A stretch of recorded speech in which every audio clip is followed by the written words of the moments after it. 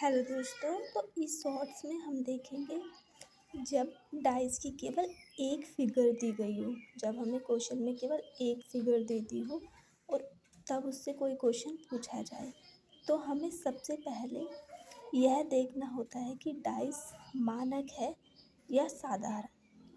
अब हमें ये पता होना चाहिए कि कौन सा डाइस मानक होता है और कौन सा डाइस साधारण होता है।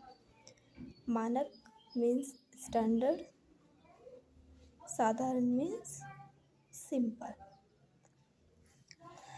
यदि डाइस मानक हो तो उसका आंसर कैसे दिया जाता है?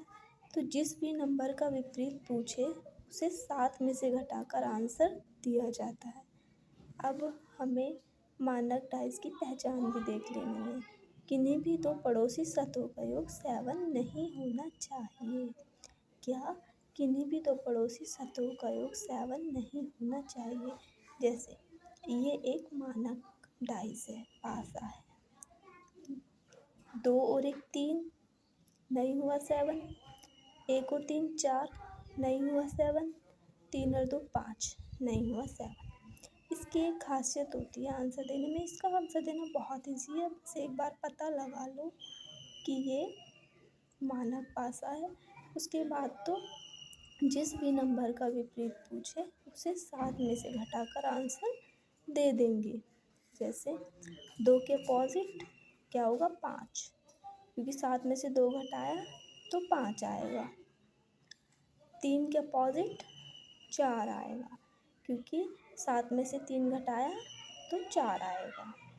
ऐसे 1 के अपोजिट 6, क्योंकि 7 में से 1 घटाया तो 6 आएगा। Just simple. जो मानक पासे के आंसर्स देने हैं वो बहुत ही इजी होते हैं, बस थोड़ा सा याद हो, थोड़ा सा माइंड में रखना होता है। अब आए साधारण पासा।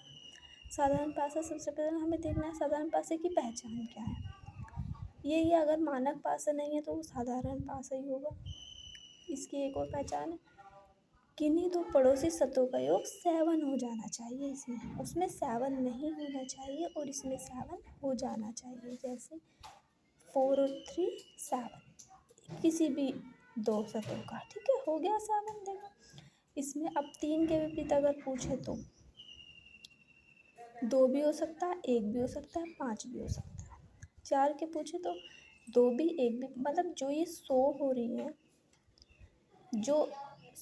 है, जो हिडन है, जो शो हो रही है उनके विपरीत कोई सी भी हिडन जा सकती है। इसके आंसर्स कभी भी फिक्स नहीं होते हैं, तो इसके आंसर फिक्स होते हैं।